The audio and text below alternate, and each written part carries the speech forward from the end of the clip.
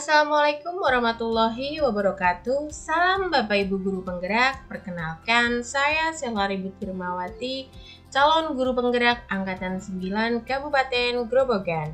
Video ini adalah video tentang analisis pembelajaran berdiferensiasi di jenjang SMP. Ini adalah tugas ruang kolaborasi modul 2.1. Nah, berikut adalah analisis dari hasil kelompok kami. Analisis kasus SMP. Pak Dudidam, seorang guru SMP, ingin mengajarkan murid-muridnya materi tentang iklan. Tujuan pembelajarannya adalah murid-murid dapat menangkap makna secara kontekstual terkait fungsi soal, struktur teks, dan unsur kebahasaan dari iklan tentang produk dan jasa. Pak Dudidam lalu membuat skenario pembelajaran sebagai berikut. 1. Diskusi seluruh kelas di awal pembelajaran. Pak Dudidam melakukan diskusi untuk memperkenalkan murid pada topik tentang iklan dengan menggunakan beberapa pertanyaan pemandu. Seperti, apa yang membedakan antara iklan dengan bentuk tulisan lain? Iklan apa yang benar-benar menarik untuk kalian? Apakah dibutuhkan biaya untuk membuat iklan? Jenis pekerjaan apa yang tersedia dalam iklan? 2. Kerja individu atau pasangan atau kelompok kecil.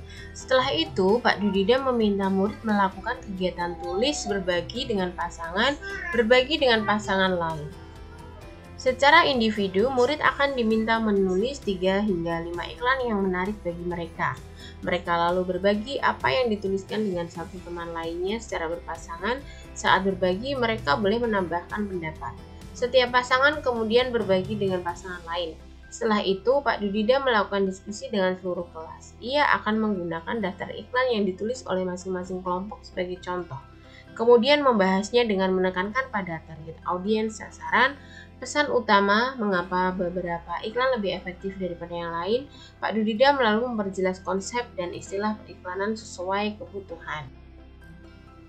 3. Kerja kelompok kecil.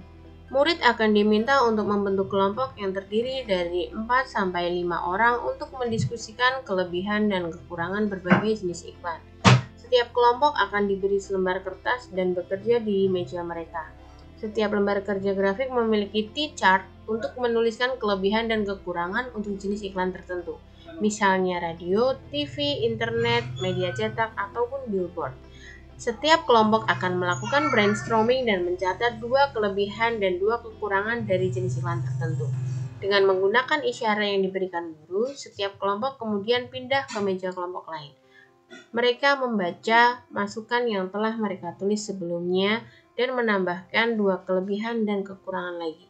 Terus berlanjut demikian sampai setiap kelompok memiliki kesempatan untuk membahas semua jenis iklan. 4. Pak Dudidam lalu mengumpulkan kembali murid sebagai satu kelompok besar. Ia lalu memfasilitasi diskusi yang diperlukan untuk memperjelas dan atau memperluas pemahaman konsep seperti target audiens, kejelasan pesan, dan penggunaan fitur kebahasaan dan desain seperti pemilihan judul, teks, gambar, dan format. 5. Pak Dudidam lalu memberikan tugas individu. Ia membedakan penugasannya sesuai dengan kemampuan murid. Tugas yang harus dikerjakan murid adalah membuat iklan yang secara efektif akan mempromosikan produk atau jasa atau acara sesuai dengan yang dijelaskan dalam skenario yang diberikan. 6. Pak Dudidam menetapkan skenario tugas yang berjenjang sesuai dengan pengetahuan dan pemahaman konsep murid-muridnya. Perbedaan skenarionya adalah skenario 1 bersifat lebih konkret dan terstruktur dengan petunjuk langkah demi langkah dan mencakup semua informasi yang diperlukan untuk menyelesaikan tugas. Skenario 2 kurang terstruktur dan lebih terbuka dibandingkan skenario 1, dan skenario 3 bersifat konseptual dan terbuka dan membutuhkan riset. 7. Pak Dudidam mendorong murid untuk memilih lokasi di kelas yang mendukung cara mereka belajar dengan baik. Misalnya sendirian di tempat yang tenang, dekat teman untuk memudahkan bertanya jika bingung, atau di area ruangan yang lebih ramai bersama murid-murid lain yang memungkinkan mereka untuk saling berbagi ide. Pertanyaan 1. Apakah kebutuhan belajar murid yang berusaha dipenuhi oleh Pak Guru tersebut? Yang pertama adalah kesiapan belajar, yang kedua minat murid, dan yang ketiga adalah profil murid. 2. Bagaimana cara guru tersebut menentukan kebutuhan belajar muridnya? Kesiapan belajar ada di poin 1, yaitu pertanyaan pemandu di awal pembelajaran. Dan pada poin ke-6 yakni menyiapkan 3 skenario tugas yang berjenjang sesuai pemahaman konsep murid. Minat murid ada di poin 2 dan 5, yaitu murid diminta menulis iklan yang menarik bagi mereka dan memberikan tugas yang berbeda berdasarkan kemampuan murid. Yang ketiga adalah profil pelajar murid ada di poin 7, yaitu ditunjukkan dengan Pak Dudida mendorong murid lebih memilih lokasi di kelas yang mendukung cara mereka belajar dengan baik. 3. Strategi pembelajaran berdiferensiasi apa yang digunakan? Yang pertama adalah diferensiasi konten dengan menyediakan bermacam-macam jenis iklan dari radio, TV, internet, dan billboard.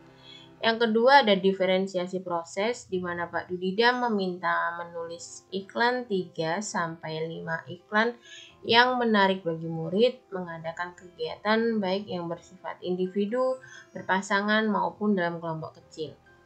Dan yang ketiga adalah diferensiasi produk, Pak Dudida membedakan penugasan sesuai dengan kemampuan murid.